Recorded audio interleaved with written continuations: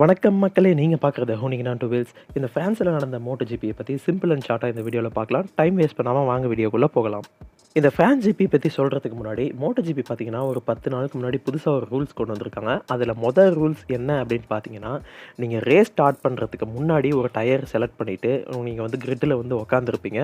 அதுக்கப்புறம் ஒரு sighting lab போயிட்டு வந்து ரேஸ் ஸ்டார்ட் பண்ணுவீங்க. இதுதான் பார்த்தீங்கன்னா MotoGPயோட ப்ரொசீஜர். பட் ஆனா, அமெரிக்கன் ஜிபில மார்க் மார்கஸ் பார்த்தீங்கன்னா, பைக்க வந்து ரெடி பண்ணி வச்சிருப்பாங்க. பட் ஆனா, ரேஸ் ஸ்டார்ட் ஆகுறதுக்கு முன்னாடியே கேரேஜுக்குள்ள ஓடி போய் அவங்களோட செகண்ட் பைக் எடுத்துட்டு வந்து ரேஸ் பண்ணுவாங்க இல்லையா? இதனால பார்த்தீங்கன்னா, MotoGP மேனேஜ்மென்ட் பயங்கரமா பேனிக் ஆயிட்டாங்க. ரேஸ் ஸ்டார்ட் பண்றதுக்கு பார்த்தீங்கன்னா, நெறைய பேர் கொஞ்சம் பேனிக் ஆயிட்டாங்க. அது மட்டும் இல்லாம ட்ராக்குக்குள்ள இருந்த ரைடர்ஸுமே பார்த்தீங்கன்னா, நெறைய பேர் குழம்பி போயிட்டாங்க. என்ன நடக்குது அப்படின்றதே அவங்களுக்கு புரியல. ஸோ இந்த மாரி ஒரு விஷயத்த தவிர்க்கணும் அப்படின்றதுக்காக MotoGP பார்த்தீங்கன்னா, புதுசா ஒரு ரூல்ஸ் வந்து கொண்டு வந்திருக்காங்க. அது என்ன அப்படின்னா, ஒன்ஸ் டயர் செலக்ட் பண்ணி நீங்க ட்ராக்குள்ள வந்துட்டீங்க அப்படின்னா, நீங்க மறுபடியும் மாத்தக்கூடாது. ஒருவேளை நீங்க மாத்தணும் அப்படின்னு நெனச்சீங்கன்னா, நீங்க பிட்டுக்குள்ள போய் மாத்திக்கலாம். பட் ஆனா நீங்க பிட்ல இருந்து தான் ஸ்டார்ட் பண்ணணும். அது மட்டும் இல்லாம 2 லாங் லேப் பெனால்டி எடுக்கணும். ஸோ MotoGPல எஃப்ஐஎம் ஸ்டூவர்ட்ஸ் புதுசா கொண்டு வந்திருக்கிற ஃபர்ஸ்ட் ரூல்ஸ் இதுதான். அடுத்த ரூல்ஸ் பார்த்தீங்கன்னா, ஒரு ரைடர் கிராஷ் ஆயிட்டாங்க அப்படின்னா, அவங்க தொடர்ந்து 3 இல்ல அதுக்கும் அதிகமான ரேஸ் வீக்கெண்ட்ஸ வந்து மிஸ் பண்ணிட்டாங்க அப்படின்னா, அடுத்ததா அவங்க எந்த ரேஸ் வீக்கெண்ட்ல கலந்துக்க போறாங்களோ, அந்த ரேஸ் வீக்கெண்ட்ல ஒரு நாள் முன்னாடி பார்த்தீங்கன்னா, அவங்களுக்கு டெஸ்ட்டுக்கு வந்து அலோவ் பண்ணுவாங்க. ஸோ ஒரு நாள் மட்டும் அவங்க அந்த MotoGP பைக்க டெஸ்ட் பண்ணலாம். டெஸ்ட் பண்ணிட்டு ரேஸ் வீக்கெண்ட்ல யூசுவலா கலந்துக்கலாம். வேர்ல்ட் சாம்பியன் ஓரே மார்ட்டின் பார்த்தீங்கன்னா, இதுக்கு முன்னாடி கட்டார்ல கிராஷ் ஆயிட்டாங்க. ஸோ கட்டாருக்கு அப்புறமா பார்த்தீங்கன்னா, அமெரிக்கன் ஜிபி, அதுக்கு அடுத்ததா ஸ்பானிஷ் ஜிபி, அதுக்கு அடுத்ததா இந்த ஃபிரான்ஸ் ஜிபி.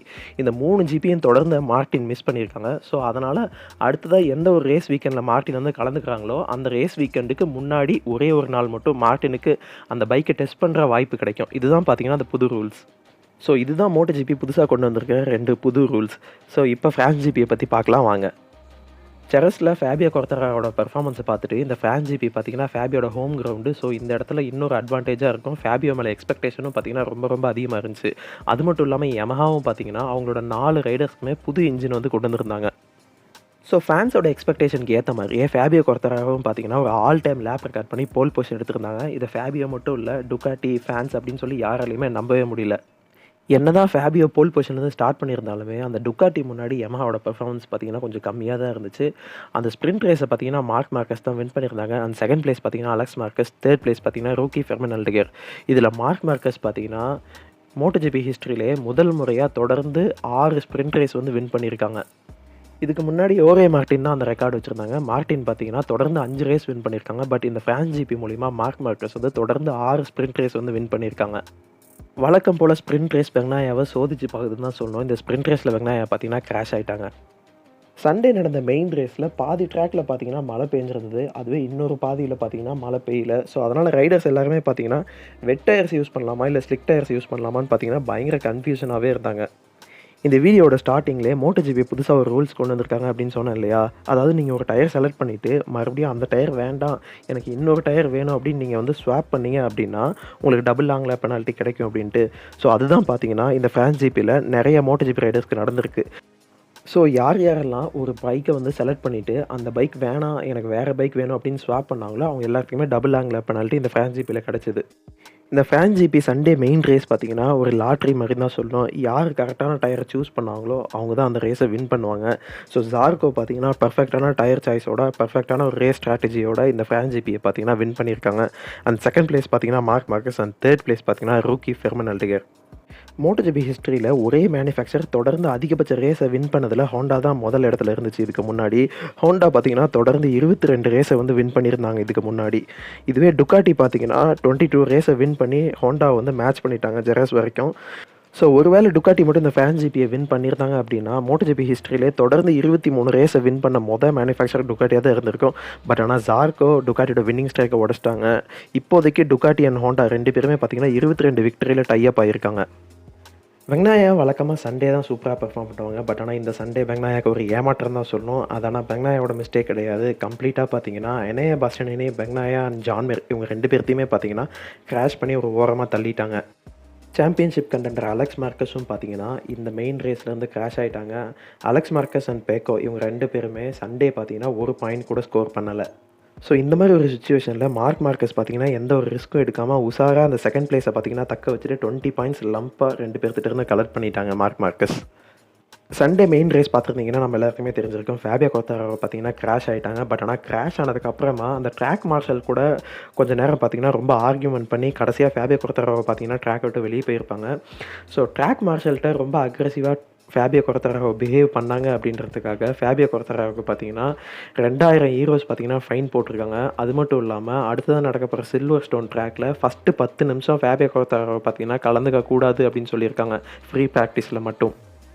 அதே மாதிரி எனாயா பாஸ்டனையும் பார்த்தீங்கன்னா, இந்த ஃப்ரான்ஸ் ஜிபியில் ஃப்ரான்செஸ்கோ பெனாயா அது மட்டும் இல்லாம ஜான் மிர் இவங்க 2 பேர்த்தோட ரேஸையுமே ஸ்பாயில் பண்ணிட்டாங்க அப்படின்னு சொல்லிட்டு, எனாயா பாஸ்டனை அடுத்ததா வரப்போற சில்வர் ஸ்டோன் ரேஸ் ட்ராக்ல லாங் லேப் பெனால்ட்டி எடுக்கணும் அப்படின்னு சொல்லி FIM ஸ்டூவர்ட்ஸ் வந்து எனாயா பாஸ்டனைக்கு பெனால்ட்டி குடுத்துருக்காங்க. ஒரு வாரமுமே மேவரிக் வினல்ஸோட பெர்ஃபார்மன்ஸ் பார்த்தீங்கன்னா, உண்மையாலுமே ஆச்சரியப்பட வைக்குதுன்னு தான் சொல்லணும். ஏன்னா, இதுவரைக்கும் அப்ரிலியாலோ இல்ல யமஹாலோ இந்த அளவு கன்சிஸ்டன்ட்டா மேவரிக் வினல்ஸ் பார்த்தீங்கன்னா, எல்லா ரேஸஸ்லயுமே டாப் 5க்கு ஃபைட் பண்ணது கிடையாது. பட் ஆனா இந்த KTMல மேவரிக் வினல்ஸோட கை பார்த்தீங்கன்னா, ஒரு பக்கம் ஓங்கி இருக்குன்னு தான் சொல்லணும். ஏன்னா, கன்டினியூஸா எல்லா ரேஸஸ்லயுமே பார்த்தீங்கன்னா, டாப் 5க்கு ஃபைட் பண்ணிட்டு இருக்காங்க மேவரிக் வினல்ஸ். அது மட்டும் இல்லாம மேவரிக் வினல்ஸ் கன்டினியூஸா எல்லா KTM ரைடர்ஸையும் பீட் பண்ணிட்டு இருக்காங்க. இது பார்த்தீங்கன்னா, மேவரிக் வினல்ஸோட பெர்ஃபார்மன்ஸ்க்கும் அந்த KTMம் பார்த்தீங்கன்னா, நல்லா ஜெல்லா இருக்குன்னு தான் சொல்லணும். ட்ராக் அட்டெண்டன்ஸில் போன வாரத்துக்கு முந்தின வாரம் ஹரத்தில் நடந்த MotoGP பார்த்தீங்கன்னா ஒரு ஆல் டைம் ரெக்கார்ட் பண்ணுச்சு. பட் ஆனால் அதையும் இந்த வாரம் நடந்த ஃபேன் ஜிபி பார்த்தீங்கன்னா பிரேக் பண்ணியிருக்கு. ஸோ இந்த வாரம் ஃபேன் ஜிபியில் பார்த்தீங்கன்னா டோட்டலாக 3 லட்சம் ஃபேன்ஸ் பார்த்தீங்கன்னா அந்த ட்ராக்கில் வந்துட்டு போயிருக்காங்க. MotoGPயில் கரண்ட்டில் பார்த்தீங்கன்னா 4 கேட்டகரி இருக்குது. ஒன்று வந்து MotoE, ரெண்டாவது பார்த்தீங்கன்னா Moto3, அடுத்தது பார்த்தீங்கன்னா Moto2, அடுத்தது பார்த்தீங்கன்னா MotoGP 1000cc கிளாஸ்.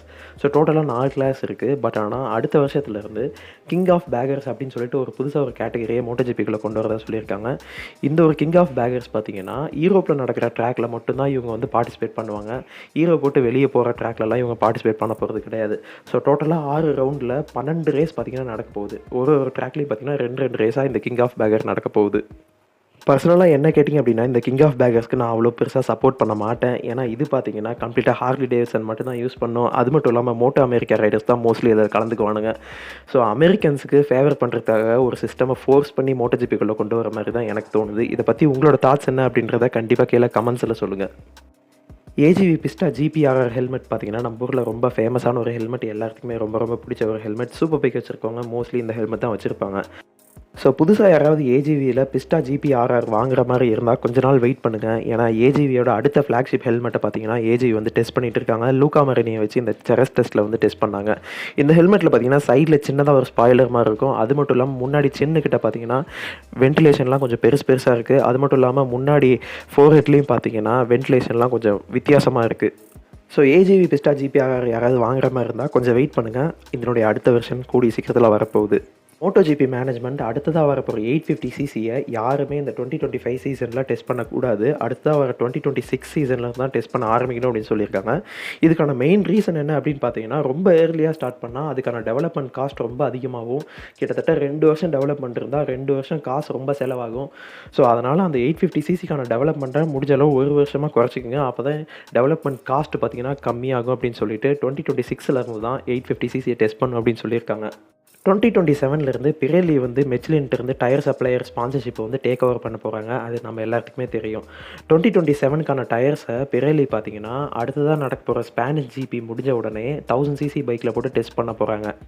ஸோ இப்போலேருந்து டயரை டெஸ்ட் பண்ண ஆரம்பித்தா தான் அடுத்த 2 வருஷத்துக்குள்ளே ஒரு நல்ல குவாலிட்டியான டயரை டெவலப் பண்ணி MotoGPக்கு கொடுக்க முடியும். அதனால தான் நாங்கள் ரொம்ப ஏர்லியாக இப்போ இருக்க 1000cc பைக்லேருந்தே நாங்கள் வந்து டயரை டெஸ்ட் பண்ண ஆரம்பிக்கிறோம் அப்படின்னு சொல்லி பிரெல்லி சொல்லியிருக்காங்க. So Spanish GP முடிஞ்சதுக்கப்புறமா MotoGP Riders எல்லாத்தையும் வச்சு டெஸ்ட் நடத்த போகிறாங்க பிரெல்லி. பட் ஆனால் இதுக்கு முழுக்க பிரெல்லி தான் பார்த்தீங்கன்னா காசு செலவு பண்ணி ஸ்பான்சர் பண்ணி அந்த டெஸ்ட்டை வந்து நடத்த போகிறாங்க. இதுக்கு மேனுஃபேக்சரர் யாருமே பார்த்தீங்கன்னா அவங்களோட சொந்த காசு செலவு பண்ணி இந்த டெஸ்ட்டில் வந்து கலந்துக்கணும்னு அவசியம் கிடையாது. பட் ஆனால் 2026 நடக்க போகிற எல்லா டெஸ்ட்டுக்குமே மேனுஃபேக்சரர் தான் அந்த செலவை பார்த்துக்கணும் அப்படின்னு சொல்லி MotoGP மேனேஜ்மெண்ட் வந்து சொல்லியிருக்காங்க. இதுக்கு பார்த்தீங்கன்னா MotoGP மேனுஃபேக்சரர் வந்து ஆப்போஸ் பண்ணியிருக்காங்க. ஹோண்டாவோட டெஸ்ட் ரைடர் தாக்ககா நாககாமி பார்த்தீங்கன்னா இந்த ஃப்ரான்ஸ் GPயில் ஒரு வைல்ட் கார்டு அப்பியரன்ஸ் கொடுத்துருந்தாங்க. இந்த ரெயின் கேம்பிளிங்னால நாககாமி பார்த்தீங்கன்னா ஒரு ஸ்ட்ராங்கான 8th பிளேஸில் ஃபினிஷ் பண்ணியிருந்தாங்க. ஸோ அடுத்ததான் நடக்க போகிற சில்வர் ஸ்டோன் ட்ராக்கில் அலெக்ஸ் எஸ்பார்கரோ பார்த்தீங்கன்னா வைல்ட் கார்டு அப்பியரன்ஸ் பண்ண போகிறாங்க. இந்த ஃப்ரான்ஸ் GPயில் என்னோட ஃபேவரட் பெர்ஃபார்மன்ஸ் பார்த்தீங்கன்னா ஜான் ஜார்கோ அண்ட் ஃபெர்மினல் டெகர் இவங்க 2 பேரும் தான். உங்களோட ஃபேவரட் பெர்ஃபார்மன்ஸ் யார் அப்படின்றத கண்டிப்பாக கீழே கமெண்ட்ஸில் எனக்கு சொல்லுங்கள். அண்ட் இந்த வீடியோ உங்களுக்கு பிடிச்சதை லைக் பண்ணுங்கள். உங்கள் ஃப்ரெண்ட்ஸ் அண்ட் ஃபேமிலியில் யாருக்காவது MotoGP பிடிக்கும் அப்படின்னா அவங்களுக்கு இந்த வீடியோவை ஷேர் பண்ணுங்கள். தேங்க்ஸ் ஃபார் வாட்சிங். See you next video. Bye bye.